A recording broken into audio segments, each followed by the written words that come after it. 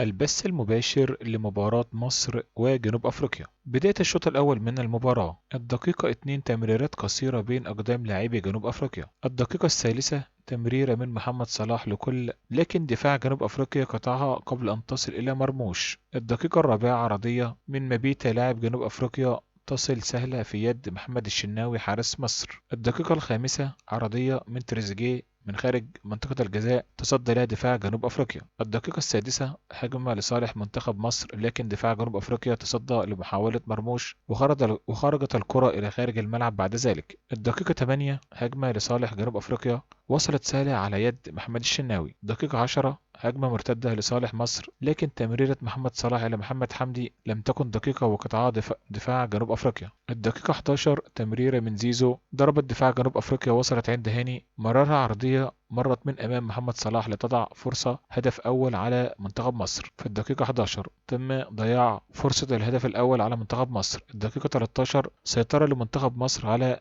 مجريات المباراة محاولات من أجل تسجيل هدف أول. الدقيقة 15 زيزو يطالب بخطأ لكن الحكم يشير بمواصلة اللعب. دقيقة 17 كرة طويلة لصالح جنوب أفريقيا خلف دفاع منتخب مصر تصل سهلة في يد الشناوي. دقيقة 18 خطأ لصالح عمرو مرموش بعد تدخل قوي من لاعب جنوب أفريقيا. دقيقة 19 عرضية من أحمد زيزو داخل منطقة الجزاء لكنها لم تجد أي متابعة هجومية من لاعب مصر وتخرج إلى خارج الملعب ضربة مرمى لصالح جنوب أفريقيا. الدقيقة 20 انطلاقة من عمرو مرموش وتوغل رائع ثم تدخل قوي من اللاعب جنوب أفريقيا. دقيقة 22 عمرو مرموش سدد الضربة الثابتة بقوة من فوق الحائط البشري تمر على يمين ويليام حارس جنوب أفريقيا إلى خارج الملعب.